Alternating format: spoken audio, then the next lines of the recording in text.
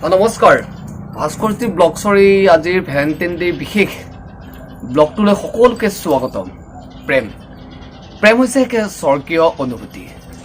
প্ৰেম নামৰ এই দুটা শব্দৰ মাজত লুকাই থাকে দুটা মনৰ বুজা পৰা, পৰস্পৰে পৰস্পৰৰ মাজত থকা যি বিশ্বাস, পৰস্পৰে পৰস্পৰৰ মাজত থকা যি মৰম ভালপোৱা, সেই হৈছে প্ৰেম এক স্বৰ্গীয় অনুভূতি যাক মই ভাষাৰে প্ৰকাশ কৰি শেষ কৰিব নোৱাৰো। প্ৰেম আছে বাবেই প্ৰেমিক প্ৰেমিকাই সহভোগ কৰে যান্ত্ৰনাৰ সৈতে, আৰু সিয়েই হৈছে প্ৰেম। যাৰ জীৱনত এবাৰো প্ৰেম হোৱা নাই তাৰ জীৱনটোৱেই মিছা। গতিকে প্ৰেমৰ এই বিশেষ দিনটোক আমি সজাই তোলো আহক। যাৰ যাৰ প্ৰেমিকা আছে সকলোৱে উদযাপন কৰক আজিৰ এই বিশেষ দিনটো। আপোনালোকেও জীপাল কৰক আজিৰ এই বিশেষ দিনটোৰ বিশেষ সময়খিনি। তুমিৰ পৰা আমি হোৱালৈ এক অন্তৰ্নিহিত গোপন অধ্যায়। কবিৰ ভাষাত প্ৰেমতে ফুলিছে শতদল, প্ৰেমতে ঘূৰিছে ভূমণ্ডল। প্ৰেম এক স্বৰ্গীয় অনুভূতি। প্ৰেম আছে বাবে প্ৰেমিক প্ৰেমিকাই সহভোগ কৰে যান্ত্ৰনাৰ সৈতে। এই যে তোমাৰ নামত উজাগৰে নিশা কটোৱা ৰাতিবোৰ, বিষাদগ্ৰস্ত সময়খিনি কোন প্ৰেমিকে পাহৰিব পাৰে? প্ৰথম প্ৰেমৰ শিহৰণ, জীৱনৰ উন্মাদনাই আপোনাক নষ্টালজিক কৰি তুলিব। বুকুত আপুনি নভবাকৈ বাহ ল'ব এটি হুমুনিয়াই। বুকুৰ কোনোবা চুকত তুলিব দুলনি, আপোনাকো কৰিব ভাৰাক্ৰান্ত। কি যে প্ৰেম নহয়! আপুনি নভবাকৈ কাৰোবাৰ চকুজুৰিয়ে আপোনাক চাট মাৰি ধৰিব পাৰে। প্ৰেমৰ বাবে জানো এটা বিশেষ দিনৰ প্ৰয়োজন আছে? প্ৰেম সদায় স্বৰ্গীয়। যি প্ৰেমত স্বাৰ্থ নাই সেই প্ৰেমে সদায় স্বীকৃতি পায়, সেই প্ৰেম সদায় যুগমীয়া হয়। প্ৰেম বিশ্বাসৰ আধাৰত চলা এক অনুভূতি। প্ৰেম আছে বাবেই এই পৃথিৱীখন ধুনীয়া, চালে চকুৰোৱা। দেখা পালে সপোন জাগি উঠে, বুকুখন হয় মোৰ তাজমহল। তাতে বিচাৰি পায় কোনো প্ৰেমিকে প্ৰেমিকাৰ দুচকুত। তোমাৰ চাউনিত যে হেৰাই দিওঁ নিজক, ক'ব নোৱাৰাকৈ তোমাক দেখা পালে বুকুখন চাট মাৰি ধৰে। সেই যে প্ৰেম। এই যে সন্মুখত তোমাক দেখিলে যেতিয়া বুকুখন চাট মাৰি উঠে, তুমি যিমান দূৰত থাকিলেও তাৰ পৰাই যে তোমাৰ সৌন্দৰ্যবোৰ উপভোগ কৰোঁ। প্ৰথম প্ৰেমৰ বলিয়ে নিচাই যদি আপোনাক চোৱা নাই, প্ৰথম প্ৰেমৰ মলয়াজাকে যদি আপোনাক চুমা নাই, আপোনাৰ জীৱনেই মিছা। কি যে মায়াজালৰ এই দুটা শব্দটি প্ৰেম। এগৰাকী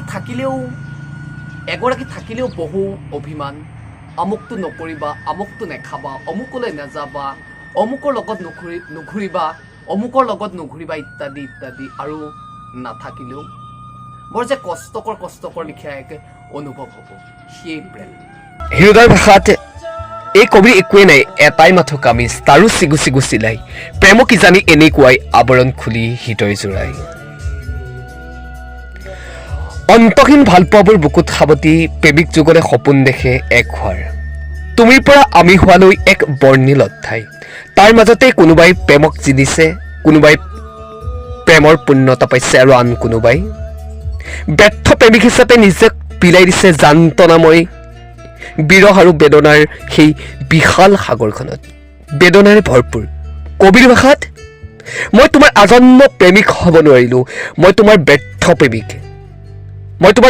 প্ৰেমিক হ'লেও আজীৱন তোমাৰে হৈ থাকিম, এই জনমত নহ'লেও। কিমান যে যান্ত্ৰনা গধুৰ এই শব্দবোৰ কবিৰ কলমৰ কাপেৰে নিগৰে। প্ৰেম বিচ্ছেদৰ যান্ত্ৰনাৰ কথা কৈতো শেষেই কৰিব নোৱাৰে। এই যে তোমাৰ নামত নিশা পোৱা সময়খিনি, অকলে অকলে শীতানৰ গাৰু তিতোৱা সময়খিনি, সেইবোৰ কথা জানো আপুনি প্ৰেমত পৰিছে যদি আপুনি বুজা নাই? কোনেও নোকোৱাকৈ নভবাকৈ কোনোবা সময়ত জানো কাৰোবাৰ ছবিখনে আপোনাৰ চকুত চাট মাৰি ধৰা নাই? আপোনাৰ বুকুত জানো এবুকু হুমুনিয়াই জানো আপোনাক আমনি কৰা নাই? সন্ধ্যাৰ ভাষাত মোৰ বুকুখনে ইমান উচুপে কিয়নো জানো তুমি, ঘূৰি চাবৰ বাবে জানো আজৰি পোৱা তুমি, সেই আগৰ দৰে বাউলি হোৱা নে মোৰ মাত শুনি, জ্বলেনে জুই উমি উমি। ইয়ে জানো নহয় প্ৰেম? কি যে বিষাদগ্ৰস্ত সময়খিনি। যদি আপুনি প্ৰেমত পৰিছে, যদি আপুনি প্ৰেমত ধোকা অৰ্থাৎ আপুনি যদি বিচ্ছেদ হৈছে, তাৰ যিখিনি বৰ্ণনা। আৰু শেষতনো আপোনালোকলৈ কি শ্বেয়াৰ কৰিম? প্ৰেম এনেকুৱা এক অনুভূতি যাক মই ভাষাৰে কৈ শেষ কৰিব নোৱাৰোঁ, ভাষাৰে বৰ্ণনা কৰি শেষ কৰিব নোৱাৰোঁ। প্ৰেম আছে বাবেই পৃথিৱীখন ধুনীয়া। প্ৰেম আকাশৰ দৰে বহল, সাগৰৰ দৰে গভীৰ, সূৰ্যৰ দৰে স্থিৰপক্ষ। সিয়ে হৈছে প্ৰেম। দুয়োটা মনৰ পৰস্পৰ বুজাবুজিৰে জীৱনৰ বাটত আগবাঢ়ি যোৱাৰ মূল মন্ত্ৰ হৈছে প্ৰেম। প্ৰেমত আছে এক ঐশ্বৰ্য শক্তি, যি শক্তিৰ জৰিয়তে আগবাঢ়ি যোৱাৰ যি সাহস, অনুপ্ৰেৰণা সেই প্ৰেমত থাকে। আহক আমি সেই প্ৰেমক সন্মান দি প্ৰেমৰ জৰিয়তে আমি আগবাঢ়ি যাওঁ। পৰস্পৰে পৰস্পৰৰ যি প্ৰেমাস্পন্দন, আপোনালোকৰ সেই প্ৰেমাস্পন্দন শুভ হওক, আপোনালোকৰ প্ৰেমে পূৰ্ণতা পাওক, প্ৰেমে বিবাহলৈ গতি কৰক। আজি বিশেষ ব্লগটোত আপোনালোকক এইখিনি আগবঢ়ালোঁ আৰু কেনে পালে জনাব। আজি কোনো ঠাই দেখুওৱা নাই, এনেধৰণে মোৰ ভাষাৰে আপোনালোকক ক'লোঁ। যদি আপোনালোকে ভাল লাগে অনুগ্ৰহ কৰি লাইক কৰিব, কমেণ্ট কৰিব আৰু যিসকল চেনেলটোত নতুনকৈ ছাবস্ক্ৰাইব কৰিব। আৰু যদি অকণমান ভাল লাগিছে অনুগ্ৰহ কৰি আজি ব্লগটো শ্বেয়াৰ কৰি দিব। ধন্যবাদ। Happy Valentine day.